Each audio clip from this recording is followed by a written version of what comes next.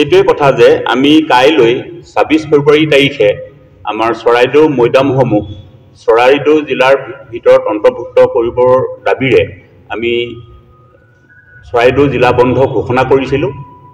কিন্তু আমাৰ মাননীয় ৰাজহ মন্ত্ৰী মহোদয়ে আমাৰলৈ এখন পত্ৰ প্ৰেৰণ কৰিছে।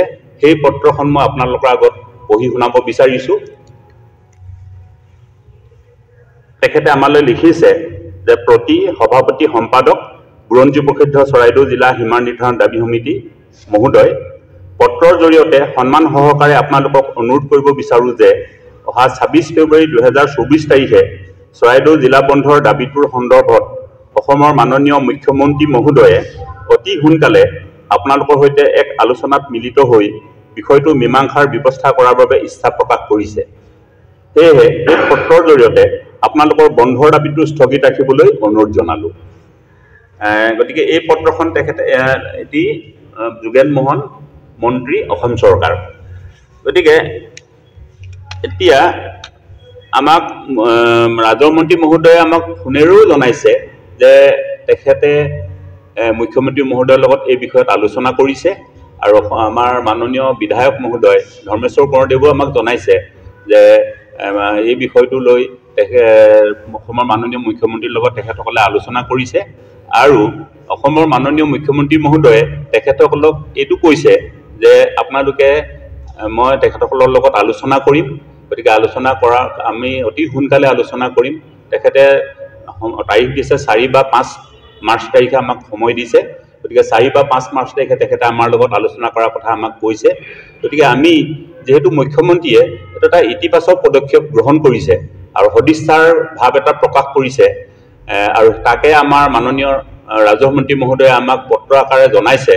গতিকে আমি তেখেতসকলৰ এই সদিচ্ছাৰ প্ৰতি সন্মান জনাই আমি কাইলৈৰ যিটো আমাৰ ২৬ ফেব্ৰুৱাৰী চৰাইদেউ জিলা বন্ধ, এইটো আমি সাময়িকভাৱে স্থগিত কৰিবলৈ সিদ্ধান্ত গ্ৰহণ কৰিছোঁ।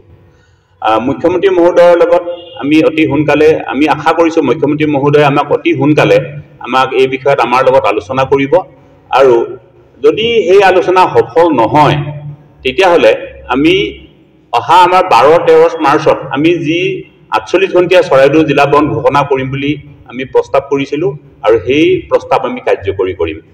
সংগ্ৰামী মঞ্চই কালি এখন সংবাদমেল আয়োজন কৰি তেখেতসকলে এইটো কথা কৈছিল যে এই বিষয়ত এটা ৰাজনীতি কৰা হৈছে।